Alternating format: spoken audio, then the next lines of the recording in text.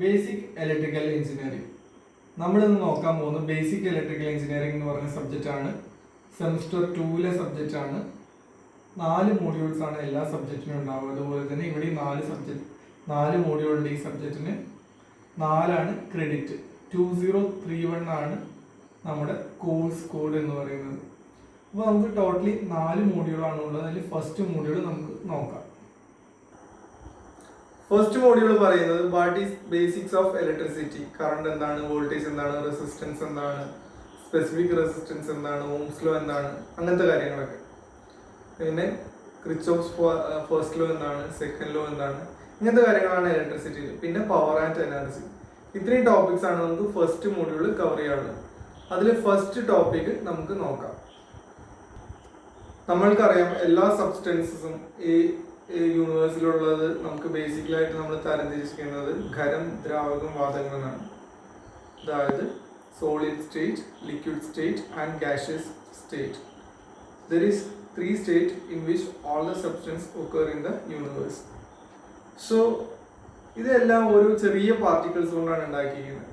ഇതിനെ divisible ആക്കാത്തൊരു part ഉണ്ടാവും, ഏറ്റവും ചെറിയ പാർട്ട്. അതാണ് ആറ്റം എന്ന് പറയുന്നത്. Atom is the smallest particle of a material or things. സ്ട്രക്ചറാണ് നമുക്ക് പഠിക്കേണ്ടത്. ഇനി നമുക്ക് ഇതിന്റെ സ്ട്രക്ചറാണ് പഠിക്കേണ്ടത്. ആറ്റത്തിന്റെ സ്ട്രക്ചർ എങ്ങനെയാണെന്ന് നമുക്ക് നോക്കാം. Atom consist of a nucleus and electrons. ന്യൂക്ലിയസിന് 2 പാർട്ടാണുള്ളത്, പ്രോട്ടോൺ ആൻഡ് ന്യൂട്രോൺ. ഞാനത് പിക്ചർ വരച്ചിട്ട് എങ്ങനെയാണെന്ന് പറഞ്ഞു തരാം.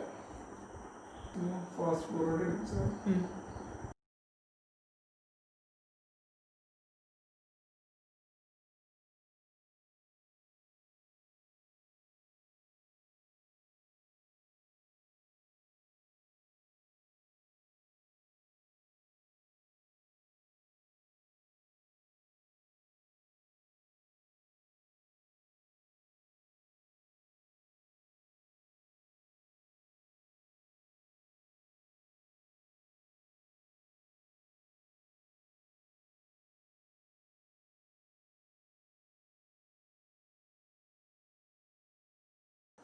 Structure of an atom. Structure of an atom എന്ന് പറഞ്ഞാൽ നമ്മൾ ഇങ്ങനെയാണ് റെപ്രസെന്റ് ചെയ്യുന്നത്. ആദ്യം നമ്മൾ ഇങ്ങനെ ഒരു പിക്ചർ വരയ്ക്കണം. പിക്ചർ വരച്ചിട്ട് നമ്മൾ പറയേണ്ട കാര്യം എന്താണെന്ന് വെച്ച് കഴിഞ്ഞാൽ എല്ലാ ആറ്റത്തിന്റെയും സെൻട്രൽ പാർട്ട് എന്ന് പറഞ്ഞാൽ ന്യൂക്ലിയസ് ആയിരിക്കും. The central part of an atom is nucleus. ന്യൂക്ലിയസിന് 2 ഭാഗങ്ങളുണ്ട്. Nucleus has 2 parts. One is proton and another one is neutron. Proton has positively charge and neutron has no charge. ഇത് നമ്മൾ സ്കൂളിൽ തുടങ്ങി പഠിക്കുന്നതാണ്. അപ്പോൾ ആറ്റത്തിന്റെ സെൻട്രൽ ആയിട്ടുള്ള ഭാഗം ന്യൂക്ലിയസ് ആണ്. ന്യൂക്ലിയസിന് 2 ഭാഗങ്ങളുണ്ട്, പ്രോട്ടോൺ ആൻഡ് ന്യൂട്രോൺ. പ്രോട്ടോൺ എന്ന് പറഞ്ഞാൽ പോസിറ്റീവ്ലി ചാർജ് ആണ്, ന്യൂട്രോൺ എന്ന് പറഞ്ഞാൽ നെഗറ്റീവ്ലി ചാർജ് ആണ്. ഇനി ഇതിന് ചുറ്റും ഓർബിറ്റ് കൂടെ റിവോൾവ് ചെയ്യുന്നതാണ് ഇലക്ട്രോൺസ് എന്ന് പറയുന്നത്. So nucleus has 2 parts which is in middle of atom, proton and neutron. Proton has positively charged and neutron is negatively charged. And through an orbit, the electrons are revolving around the nucleus. The electron has negatively charged. 3 ഭാഗങ്ങളാണുള്ളത്. Proton positively ചാർജ്ഡും neutron negatively charged and proton positively charge, neutron has no charge and electron is negatively charge. Proton എന്ന് പറഞ്ഞാൽ positive charge ആണ്, no charge ആണ്, negative ആണ് electron. നമുക്ക് 3 definitions പഠിക്കാനുണ്ട്. Voltage, current and resistance. നേരത്തെ പറഞ്ഞ പോലെ തന്നെ നമ്മൾ സ്കൂളുകളിൽ പഠിച്ചിട്ടുള്ള കാര്യങ്ങൾ തന്നെയാണ്. വോൾട്ടേജ് എന്ന് പറഞ്ഞാൽ എന്താ? Voltage is the potential difference between 2 points. Potential difference between 2 points ആണ് വോൾട്ടേജ് എന്ന് പറയുന്നത്. അതിന് വോൾട്ട് ആണ് യൂണിറ്റ്. നമ്മൾ എപ്പോഴും ഒരു ഡെഫിനിഷൻ ചോദിച്ചു കഴിഞ്ഞാൽ നമ്മൾ ഡെഫിനിഷൻ മാത്രം പറഞ്ഞാൽ പോലെ അതിന്റെ യൂണിറ്റും കൂടെ പറയണം. എസ്പെഷ്യലി ഇങ്ങനത്തെ ഇലക്ട്രിക്കൽ റിലേറ്റഡ് കാര്യങ്ങൾ പറയുമ്പോൾ potential difference between 2 point is called voltage and its unit is volt. Current എന്താണ്? Current is the flow of electrons. Flow of electrons in any substance is called current. Flow of electrons ആണ് current എന്ന് പറയുന്നത്. Ampere ആണ് unit, AMPERE. Now come to resistance. Resistance is a property of material which opposes the flow of electrons through it. അതൊരു മെറ്റീരിയലിന്റെ പ്രോപ്പർട്ടിയാണ്. അതിൽ കൂടെ പോകുന്ന ഫ്ലോ ഓഫ് ഇലക്ട്രോൺസിനെ അത് ഒപ്പോസ് ചെയ്യും. അതിന്റെ യൂണിറ്റ് എന്താണ്? ഓം ആണ്. OHM ആണ് ഓം. അപ്പോൾ വോൾട്ടേജ് എന്ന് പറഞ്ഞാൽ potential difference between 2 points, unit is volt. Current എന്ന് പറഞ്ഞാൽ flow of electrons, unit is ampere. Resistance എന്ന് പറഞ്ഞാൽ it is the property of material which opposes the flow of current through it, unit is ohm. Ohm's law. Ohm's law നമ്മൾ സ്കൂളിൽ തന്നെ പഠിക്കുന്നതാണ്. Ohm's law എന്താണെന്ന് വെച്ച് കഴിഞ്ഞാൽ ഇതിന്റെ ഡെഫിനിഷൻ ഞാൻ വായിക്കാം. The current flowing in a circuit is directly proportional to the potential difference driving it. Current flowing in a circuit, ഒരു സർക്യൂട്ട് കൂടെ ഫ്ലോ ചെയ്യുന്ന കറണ്ട് ഈസ് ഡയറക്ട്ലി പ്രൊപ്പോർഷണൽ ആണ് പൊട്ടൻഷ്യൽ ഡിഫറൻസ് ഡ്രൈവിംഗ് ഇറ്റ്. അതിനെ ആ കറണ്ടിനെ drive ചെയ്യുന്ന potential ഡിഫറൻസിനോട് proportional ആണ് ഒരു circuit കൂടെ പാസ് ചെയ്യുന്ന കറണ്ട്. ഒരു കണ്ടീഷനും കൂടെ ഉണ്ട്, പ്രൊവൈഡഡ് ദ ടെമ്പറേച്ചർ കോൺസ്റ്റന്റ്.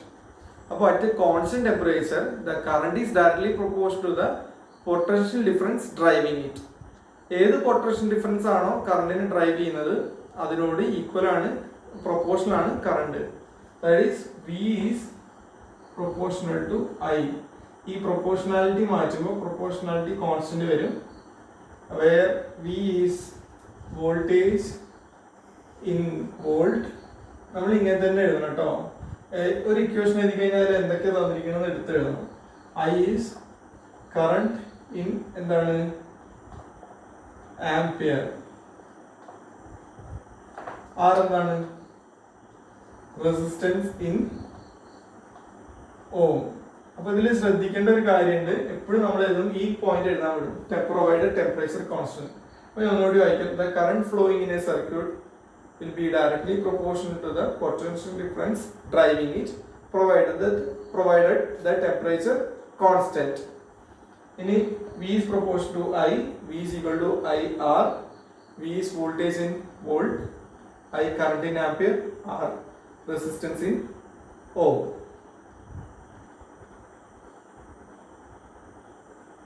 ഞാൻ ഇനി ഒരു പിക്ചർ വരയ്ക്കാൻ പോകുന്നു കേട്ടോ. വിയും ഐയും ആറും ആണ്. ഇങ്ങനെ വരച്ചു. ഞാനൊരു സർക്കിളിനുള്ളിലാക്കി. നമുക്ക് ഈ ഇക്വേഷൻ വെച്ച് ഒരുപാട് പ്രോബ്ലംസ് വെക്കാറുണ്ട്. ഇതിൽ 3 വേരിയബിളേ ഉള്ളൂ.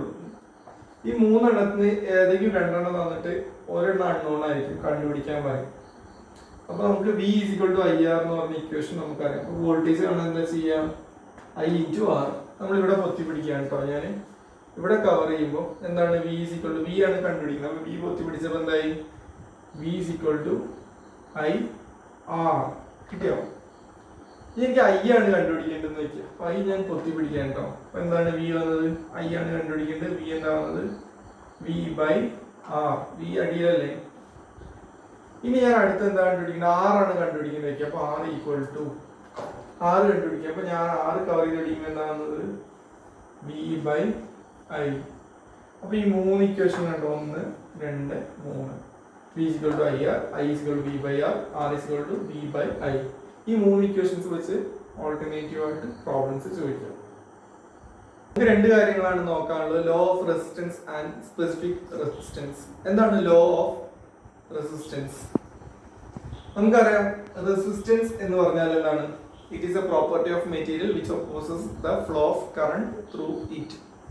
അപ്പോൾ R എന്ന് പറഞ്ഞാൽ ഡയറക്ട്ലി പ്രൊപ്പോർഷണൽ ആണ് എന്തിനോട്? Length of the material in metre. R is directly proportional to the length of the material in meter. 1. 2. R is inversely proportional to area of cross section in meter square. R depend ചെയ്യുന്ന കാര്യങ്ങളാണ് ഞാൻ പറയുന്നത്. Resistance എന്തിനൊക്കെയാണ് meet ചെയ്യുന്നത്? ആ മെറ്റീരിയലിന്റെ ലെങ്തിനെ, area of cross സെക്ഷന്. 3. ആ മെറ്റീരിയലിന്റെ എന്ത് മെറ്റീരിയൽ കൊണ്ടാണ് ഉണ്ടാക്കിയിരിക്കുന്നത്? ആ മെറ്റീരിയൽ എന്തുകൊണ്ടാണ് ഉണ്ടാക്കിയത്? ഓരോ മെറ്റീരിയലിനും ഡിഫറെന്റ് അറ്റോമിക് സ്ട്രക്ചർ ആയിരിക്കും, ഡിഫറെന്റ് കണ്ടക്ടിവിറ്റി ആയിരിക്കും. അപ്പോൾ ആ മെറ്റീരിയലിനെ ഡിപ്പെൻഡ് ചെയ്യും. 4 എന്ന് പറഞ്ഞാൽ ടെമ്പറേച്ചർ ആണ്. നമുക്ക് ടെമ്പറേച്ചറിനെ പറ്റി പിന്നീട് ഡിസ്കസ് ചെയ്യാം. അപ്പോൾ ഫസ്റ്റ് മൂന്ന് കാര്യങ്ങൾ ഒന്ന് നോക്കൂ. Length, area, material. അപ്പോൾ നമ്മൾ ഈ മൂന്ന് ഇക്വേഷനും കൂടി ഒരുമിച്ച് തന്നെ എഴുതാം. ലോ ഓഫ് റെസിസ്റ്റൻസിനെ ഡിപ്പെൻഡ് ചെയ്യുന്ന കാര്യങ്ങളാണ്. Resistance will be depend upon the length of the material in metre and inversely proportion to the area in meter square and property of the material at last temperature. This is comes under law of resistance. ഞാൻ ഇങ്ങനെ ഒരുമിച്ച് എഴുതാണ്. R is proportional to L by A. കണ്ടോ, ലെങ്ത്തിനോട് directly proportional ആണ് resistance, inversely proportional to the square. അപ്പോൾ നമ്മൾ എന്താ എഴുതാം?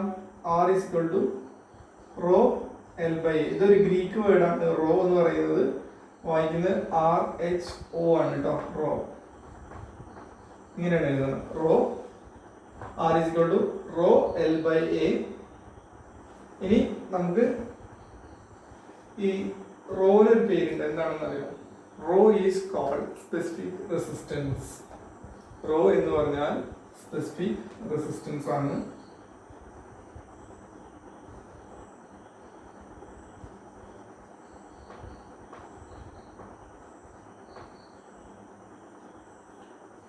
അപ്പോൾ ഇതാണ് law of resistance. R is directly proportional to length, R in meter square, in meter.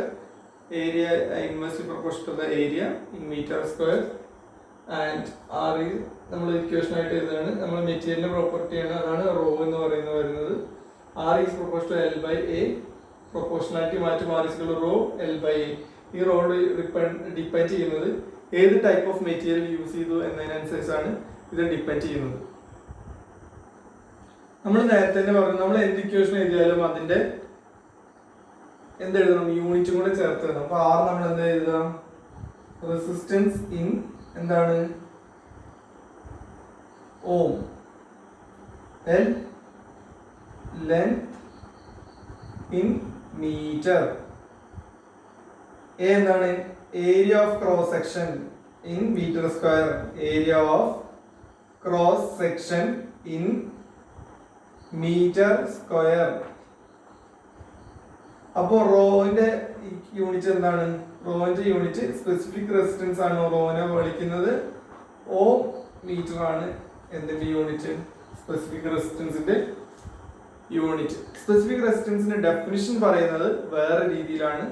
Specific റെസിസ്റ്റൻസിന്റെ ഡെഫിനിഷൻ എന്താണെന്ന് നോക്കാം. ഇക്വേഷൻ ഇങ്ങനെയാണ് എഴുതാം.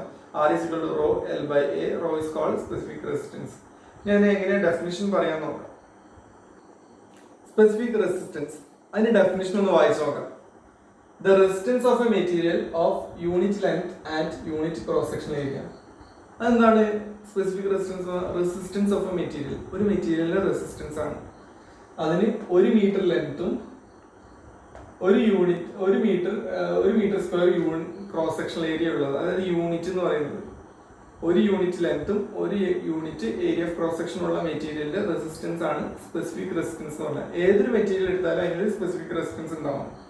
അതായത് നമ്മളിപ്പോൾ ഒരു കണ്ടക്ടർ എടുക്കുക. ആ കണ്ടക്ടറിന് 1 മീറ്റർ ലെങ്ത്തും 1 മീറ്റർ വീതിയാണ് ഉള്ളതെങ്കിൽ, 1 metre area of cross section ആണ് ഉള്ളതെങ്കിൽ അതിന്റെ സ്പെസിഫിക് റെസിസ്റ്റൻസ്, അതിന്റെ റെസിസ്റ്റൻസ് കാണുക. അതാണ് അതിന്റെ സ്പെസിഫിക് റെസിസ്റ്റൻസ് എന്ന് പറയുന്നത്. ഞാൻ ഒരു എക്സാമ്പിൾ വരയ്ക്കാം. അപ്പൊ നമ്മളൊരു ക്യൂബിന്റെ സ്പെസിഫിക് റെസിസ്റ്റൻസ് കാണുമെന്ന് വിചാരിക്കാം.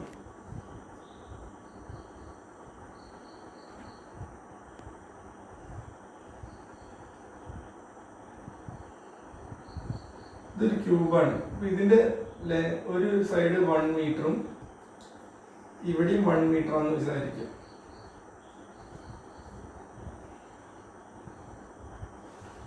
അപ്പൊ ഈ രണ്ട് ഫേസ് കണ്ടോ? ഈ ഫേസ് കണ്ടോ? ഈ ഫേസ് കണ്ടോ? ഈ ഫേസും ഈ ഫേസും, ഇതിന്റെ ഇടയിലുള്ള റെസിസ്റ്റൻസ് നമ്മളിങ്ങനെ ഞാൻ ഒരു റെസിസ്റ്റൻസ് പോലെ കാണിക്കുകയാണ്. ഇതുവരെയുള്ള റെസിസ്റ്റൻസ് എത്രയായിരിക്കും? ഇതിന് 1 മീറ്റർ ലെങ്ത് ആണ് ഉള്ളത്. ഇതിന്റെ ഏരിയ ഓഫ് ക്രോസ് സെക്ഷൻ എന്ന് പറയുന്നത് ഇത്രയാണ്, 1 മീറ്റർ സ്ക്വയർ ആണ്. 1 മീറ്റർ ലെങ്ത്തും ഈ സ്ക്വയറും മൊത്തമായിട്ട് കേട്ടോ 1 metre square area of cross section ഉള്ള മെറ്റീരിയലിന്റെ റെസിസ്റ്റൻസ് എത്രയായിരിക്കും? അതാണ് എന്ത്? സ്പെസിഫിക് റെസിസ്റ്റൻസ് ഓഫ് ഈ മെറ്റീരിയൽ. ഞാൻ വേറൊരു example വെച്ചുതരാം.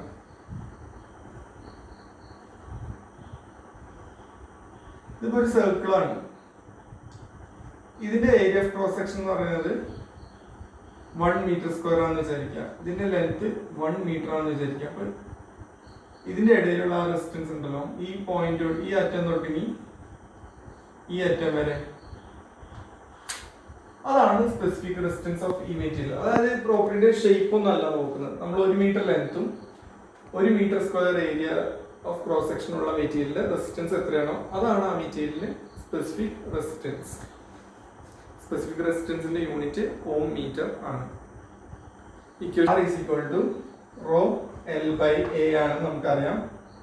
rho is equal to R A by L ആണ്. നമ്മളിത് എഴുതി കഴിഞ്ഞാൽ ഉടനെ എന്ത് എഴുതണം? R is equal to specific resistance, അല്ലെങ്കിൽ ഇതിന് വേറൊരു പേര് കിട്ടോ, റെസിസ്റ്റിവിറ്റി. ഇതിന്റെ പേരെന്താണ്? റെസിസ്റ്റിവിറ്റി അല്ലെങ്കിൽ സ്പെസിഫിക് റെസിസ്റ്റൻസ്. സ്പെസിഫിക് റെസിസ്റ്റൻസ് അല്ലെങ്കിൽ resistivity in ohm metre. R is resistance in ohm. A is area of cross section in meter square. L is length of the material in meter. അപ്പോൾ specific resistance എന്താണ്? Resistance of a material of unit length and unit area of cross section, unit cross sectional area. R is equal to rho L by A.